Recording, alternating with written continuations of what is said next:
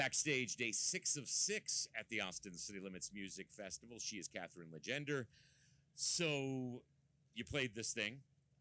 You've played every little honky-tonk in Austin, and now you've played the Austin City Limits Music Festival. Check. But you seemed like somebody who really wanted this, and really it meant something to you. Absolutely. I mean, just being born and raised in Texas, Austin is now my home. After moving here from San Antonio, this was a huge bucket list item, and I will never forget it. You had a bucket list item the other night, too. You played ACL live at the very last minute for Lucas Nelson, opening for Lucas Nelson. So this weekend sets up some things. It really does. I didn't necessarily know at the beginning of the week that this is how it would go, but I'm just trying to embrace, everything, say yes. Even if I don't know in the moment why I'm doing it, I know that there's a reason. And again, another unforgettable moment. I've always wanted to play the ACL live stage. And to have that combined with ACL Fest in the same weekend is kind of mind-blowing. And ACL Radio. Look at this. And ACL Radio. You Look at us. checked the boxes in a 3-day period. Love it. You just need to tape the television show. Okay, we'll talk to Terry. Leave that on the list. So there's there's 2 releases. There's that one. Yep. And then there's the record. Yes. The record sometime early next year. Correct. You played songs from it today. Mm-hmm.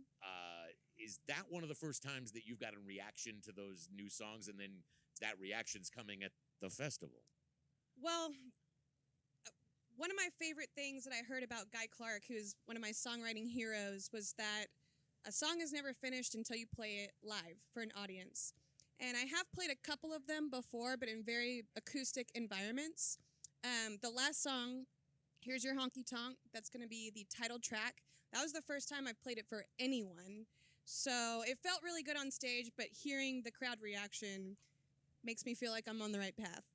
And next year, I assume the goal is touring and doing the things that you haven't done the last couple of years as you've been gearing up for this. Yep. And there was a pandemic in the middle of everything. True. Yeah. Luckily I had my recording dates set up before I found out about this little dude. Just had to readjust my plans a bit. We're going to release the album early in the year. I'm going to figure out what motherhood is like. And then later in the year, maybe summer, I'll get back to touring and really push the album. Is it different even today on stage? Like, are you thinking differently? Like, if I move this way, because it's an unusual situation and it's a temporary situation. Yeah. But how much of that was in your head while performing, or can you put that aside?